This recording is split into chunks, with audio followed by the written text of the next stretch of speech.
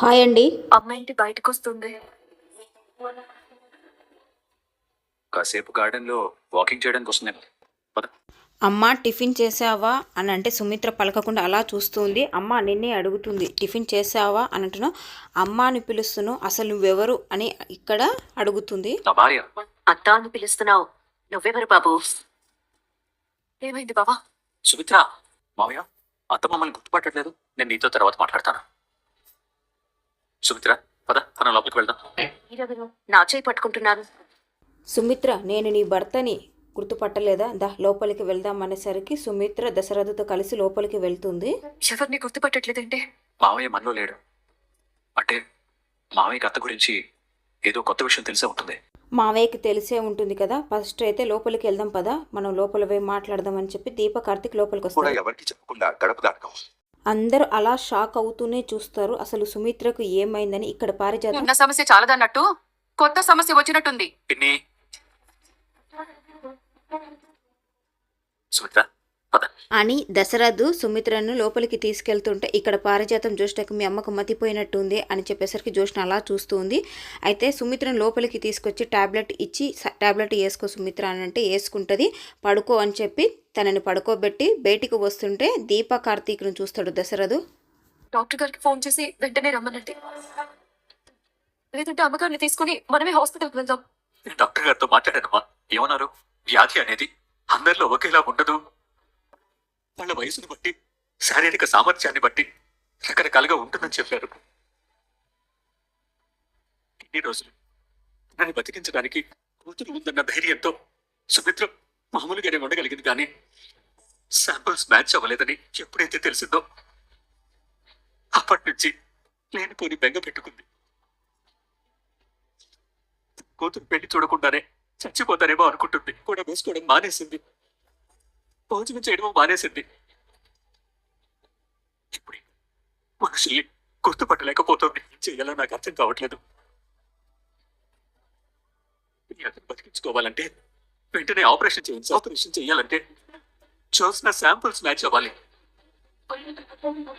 Match అవ్వలేదని doctor చెప్పారు. ఎలారా నా భార్యని కాపాడుకోవడం? నీ అత్త ఇంకా బతకదని నాకు తెలిసిపోయిందిరా. మావయ్య గుర్తుపట్టట్లేదు. ఏం చెయ్యాలో ఎవరికి అర్థం కావట్లేదు.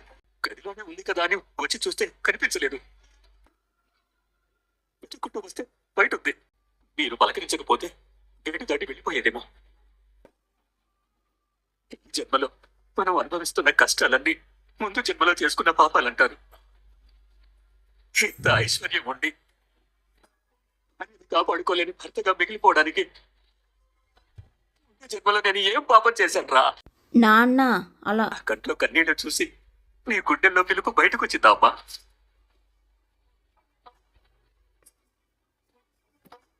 చూసావా, నేను నీ తండ్రిని కాకపోయినా కాళ్ళుకడికి కన్యాదానం చేసినందుకు ఆవేదనగా నా నాన్న పిలిచారు. నాన్న ఇంకా బతకడమ్మా. సుమిత్రమ్మకేమీ కాదు. ఏం కాదని ఎలా చెప్తావమ్మా? ఏ ధైర్యంతో చెప్తావు? ఏ నమ్మకంతో చెప్తావు? ఏదైనా ఆపరేషన్ జరుగుతుంది అనే నమ్మకం ఉంటే నా భార్యకేం కాదులే అని ధైర్యంగా ఉండొచ్చు. అసలు కాపాడుకోవడానికి అవకాశం లేని స్థితిలో నేనుంటే ఎలాగమ్మా? భార్య బతుకు మీద ఆశలు పెట్టుకునే మనిషికున్న బెంగ రోగం కంటే పెద్దది. మనిషిని చంపే వరకు నిద్రపోదు. నీ అత్త ఇంకెన్నాళ్ళు బతకదని నాకు అర్థమైపోయిందిరా. భార్యను బతికించుకోలేని భర్తగా మిగిలిపోవడం నేను తట్టుకోలేనురా. మావయ్య నువ్వు ఏడుస్తుంటే నేను చూడలేకపోతున్నాను అని ఇక్కడ కార్తీక్ అంటాడు. నా ఏడుపు నువ్వు చూడలేకపోతే నీ అత్త చావు నేనెలా చూడగలుగుతానురా? ఎంతో మంది దేవతలకు పూజ చేసిందిరా మీ అత్త. ఆ దేవతల్లో ఏ ఒక్క దేవతైనా నేనున్నంతకాలం బతికే ఆయుష్ మీ అత్తకిస్తే బాగుండేది. చూసావా, మీ అత్తకి పూర్ణాయుష్ ఇవ్వాలని కాకుండా నేను ఎంతకాలం బతుకుతానో తెలియకుండా నేను ఉన్నంతకాలం బతికే ఆయుష్ ఇవ్వాలని కోరుకున్నాను. ఎందుకు తెలుసా? మీ అత్త నేను లేకపోతే బతకలేదురా. అది మీ అత్త లేని బతుకు నాకు మాత్రం ఎందుకురా? మామయ్య పైకి లే మామయ్య అంటే, నమ్మకంతో ఇన్ని రోజులు ఉన్నాను, ఇప్పుడు నమ్మకం పోతుందిరా, నిజం చెప్పురా, అసలు మీ అత్తయ్య బతుకుతుందని నాకు మాట ఏ ఇవ్వరా. ప్రాణం వదులుకుంటావు, ఏ ప్రాణాన్ని కాపాడుకుంటావు? మీరు మీ బిడ్డ ప్రాణాన్ని వదిలేసుకోగలరా? చేతిలో చెయ్యేసి చెప్పరా, కొంచెం ధైర్యంగా ఉంటుంది. మావయ్య నువ్వు లే, మనం బయటికి వెళ్ళి మాట్లాడుకుందాం, లే మావయ్య లే అని చెప్పి దశరథను లేపుతాడు. దీప నువ్వు వెళ్ళి అత్తను చూసుకో మావయ్య, మనం బయటికి వెళ్ళి మాట్లాడుకుందాం రా మావయ్య అని చెప్పి తీసుకొచ్చి అక్కడ ఉయ్యాలలో కూర్చోబెట్టి కార్తీక్ దశరథతో ఇలా మాట్లాడతాడు. యుద్ధానికైనా భయపడం, నిద్ర త్యాగం చేస్తాం, సుఖాన్ని త్యాగం చేస్తాం, ఆరోగ్యాన్ని త్యాగం చేస్తాం. ఎవరి కోసం అంటే అన్ని సమాధానాలు ఒక చోటికి చాగుతాయి. ఆ సమాధానమే కుటుంబం. కుటుంబం కోసం దేన్నైనా వదులుకుంటాం. అలాంటి కుటుంబానికి ఏదైనా సమస్య వస్తే మగాడికి చెప్పేది ఆ ఇంటి ఆడదే. మరి ఆ ఇంటి ఆడదానికి సమస్య వస్తే భార్యకు మించిన ధైర్యం ఆ భగవంతుడు కూడా ఇవ్వలేడేమో మావయ్య. భార్య నిమిషంతో పడుకుని ఉంటే భర్త తీసుకునే ఊపిరి కూడా బరువుగానే ఉంటుంది. అలాంటిది భార్య శాశ్వతంగా నిద్రపోతుందని ఆలోచన బాధ పెడుతుందో నేను ఆలోచించగలను. అర్థం చేసుకుని ఏం చేయగలవురా? పిల్లలు ఎంతో ఇష్టంగా గాలిపటాలు ఎగరేస్తారు. గాలిపటానికి పిల్లాడికి మధ్య ఒక అనుబంధం మొదలవుతుంది. దాని మీద ప్రేమ పెంచుకుంటాడు. కాసేపటి తర్వాత ఇంటికి వెళ్ళిపోదామని దారాన్ని వెనక్కి తీసుకోవడం మొదలు పెడతాడు. వాడి ప్రేమ ఆకాశంలో ఉంటే వాడి ఆశల దారం ప్రేమని దగ్గర చేస్తూ ఉంటుంది. కానీ దారం కంటే గాలి బలమైంది, అందుకే దారం తెగిపోతుంది. వాడి ఆశలు తెగిపోయిన దారంలా నేల మీద రాలిపోయినా ప్రేమ అనే గాలిపటం ఆకాశంలో ఎగురుతూ ఎంతో పోతూ ఉంటుంది. దాన్ని దక్కించుకోవడానికి అది ఎగురుతున్న వైపే పరిగెడుతూ ఉంటాడు. పరిగెడుతున్న ఆశలకి ఎగిరిపోతున్న ప్రేమలకి మధ్య దూరాన్ని గాలి పెంచుతూ ఉంటుంది. మగాడి జీవితంలో అని సగం పంచుకున్న భార్య కూడా ఆకాశంలో గాలిపటం లాంటిది మావయ్య. దారం తెగిపోవచ్చు, గాలి దూరాన్ని పెంచవచ్చు, ఇంకేదైనా జరగచ్చు. కానీ ప్రేమను పెంచుకున్న పిల్లాడిలాగే మనము ప్రేమ వెంటపడతాం. ఎలాగైనా కాపాడుకునే ప్రయత్నం చేస్తాం. ఇలాగా పిల్లాడి పరుగు ఇంకా ఆగిపోలేదు మావయ్య, పరిగెడుతూనే ఉన్నాడు. ఎక్కడో ఒక చోట ఆగాలి కదా.